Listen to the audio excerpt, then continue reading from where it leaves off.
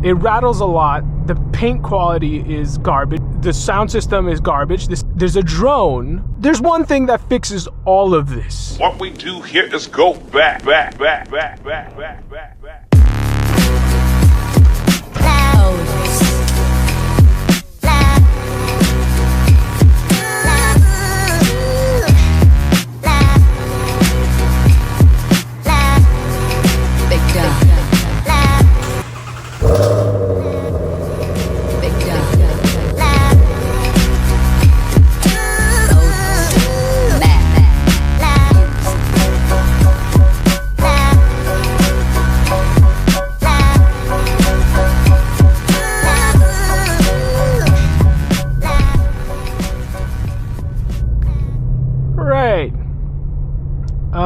This is my second time around at this. Seems like it's gonna rain, so we're gonna try to make this somewhat quick. Plus the battery life on this camera isn't the best, and there is, well, this looks like a wide enough area, so it doesn't matter. This is my 2017 GT350. I just bought this probably a month ago, and I have mixed feelings about this car. I'm gonna just get down into it. There's a lot of things in this car that I don't like. I'd say there's probably one big thing that I think makes up for all the downfalls of this car. And I think for value, and it's probably the best, one of the best values out there right now as far as a car goes. So let me preface this. This is my first sports car ever. This is my first car, my first sports car that I have, my first manual car. So technically, I learned how to drive manual on this car, which is a complete technicality because I have driven manual before, but only for probably an hour max. First time ever was on a friend's Chevy Cobalt. Second time was on a friend's Ford Fiesta ST or Focus. It was a Focus ST, which I drove for probably like 5 feet. Stalled out once, never stalled on the Cobalt. And then I drove on a Honda Civic. So if you see any kind of bad driving here, please ignore it. This is technically my first manual, so a lot of it I'm still learning. Even though this is my first manual, I think I've learned pretty quickly. I've owned this for a month. I've put on 345 miles. I bought this thing with 12,300 miles. Got a decent deal on it, and there's a few things let's just jump into that I don't like. This car rattles a lot. I mean, a lot, like a decent amount, not a lot. I mean, it still feels like a new car, but I'm pretty sure this is prone to all Mustangs. It rattles a lot. The paint quality is garbage, but again, all Mustangs, from what I've heard, have shit paint quality.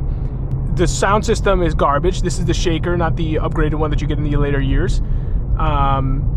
Then also, there's a drone on the highway whenever you're going above 65, 70 miles an hour.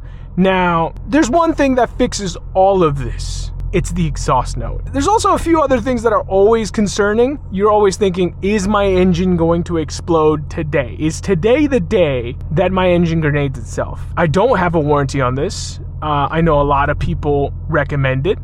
Every time you look up GT350 on the internet, it's always a situation where they're saying, oh, you shouldn't own this car without a warranty. You should always have the warranty on this car, considering that the engine and the oil consumption issues. Now, I have done checks on this. I'm gonna shut that off. I've done checks on this oil for some time now. I mean, 350 miles. I've checked this every 100 miles. And I know that's too short of an interval to check to see if oil is actually burning.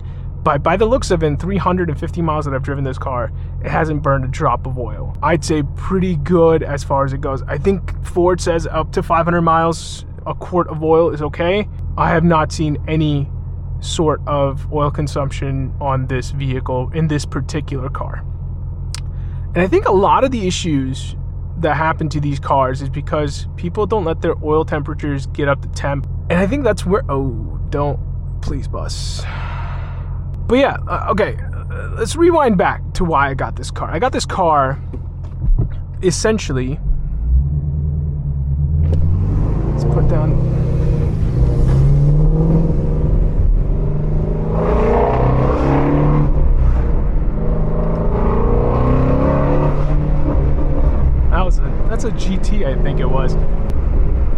So I got this car. Hold up, wait. So I got this car in a 3-day time span, essentially. Like, it literally took me 3 days from the time I saw this car to the time I bought it. And it's kind of an impulse purchase. Well, not really. I've been trying to buy a sports car for quite some time. So before this, I was thinking about a V8 Vantage. I went to go look at one. There was a lot of issues with it. The taillight condensation issue. There's some paint chipping, like really bad paint chipping on the gas cap. And a few other things, like they had a transmission light on. Now, it was a sport shift, so that's why it kind of concerned me, and it was overpriced for what it was. This, I think, in the market right now, this and the C7 Corvette are the best bang for buck vehicles that you can buy today.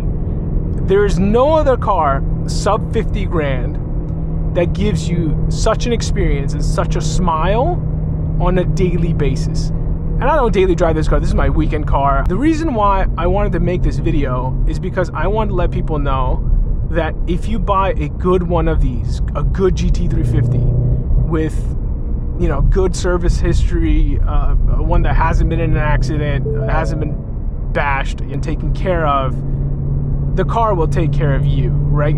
Like, I've always babied this car. I barely take it up to 8,000 revs, and this has been well taken care of. I fell in love with this car the moment I saw it, and I still do. Like, I want to keep this car for a really long time, or until I get bored and I want to jump into something more exotic. So the goal was to buy something exotic, and I basically chickened out of an Aston Martin purchase and bought this instead. Now, every time I look at this car, it brings me happiness, but at the same time, it makes me think it's a jumped up Mustang. Now, that's probably blasphemy in a lot of circles. A GT350 is not a jumped up Mustang. It's special. It's for one sole reason. The 5.2 Voodoo that's in this car makes it super special. And every time you press the accelerator just a little bit, even if you stray over 3,000 RPM, it makes you realize that the engine in this car is a race engine from Ford, and you feel it. You could get one of the new Shelby GT. And can we talk about the new Shelbys that they're coming out with? Like $100+ grand for a 5L Coyote with a Whipple supercharger. That's not special enough. I mean, sure, it has, like, the Super Snake R was just been announced, right? The Super Snake R was just announced, and it's, I think, 225 grand, almost $250,000 for a Mustang. And the GTD is like 400,000, but that's like a super limited run. Like, Shelby's, I think the current generation GT500 is probably the most value that you could get out of a modern muscle car that gives you all the performance. And the GT350 gives you the best driver's experience. And I've seen both sides of the experience. Like, GT500 is big, it's comfortable, it's somewhat comfortable, it's more comfortable than this car, but that's not a knock on this car. This car is super comfortable. If you, oh, what are you doing? What's going on?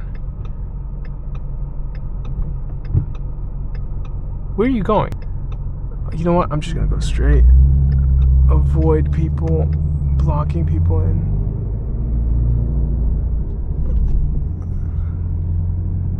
Go this way. Lexus, please don't crash into me.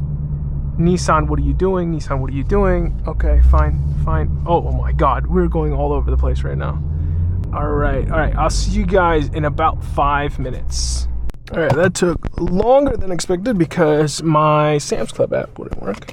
And yes, I do get my premium gas at Sam's Club, so don't judge me for that, or do whatever the fuck you want to do. You guys can do. We're gonna try to get out of here as peacefully as possible. Almost stalled out there, but we are good to go. Don't scrape. We're good. You know what? We're gonna take the highway back. Because I can do that. I could have taken a left there, but didn't want to risk it. All right, so we're gonna open it up on the highway a bit, but I do know that there's a lot of interest in these kind of cars, And the reason why I wanted to make a video on this car specifically is not because I only own it. It's because all the stuff that I've read about this car is like buyer beware kind of information. I know that a lot of engines have had issues, and I don't know if that's due to poor maintenance or just poor mechanical sympathy or track use or whatever it might be. I just think these cars get a bad rep. The engine is super special. I mean, you think about it this way, right? Almost all great cars had some sort of faults. You know, the E92s had their bearing issues, the E36s had Vanos problems, 911s had IMS bearing issues, the C6 Corvette had, I forgot what they had, but they grenaded their engines too. So like a lot of that is just, I think it's just like false information that's flying. It's probably not false per se, but like it's more fear-mongering, because the people who've had problems will always be the ones to speak out the loudest rather than the ones who haven't. Right? And that's what makes it a bit scary to own some of these cars, especially when they're out of warranty now.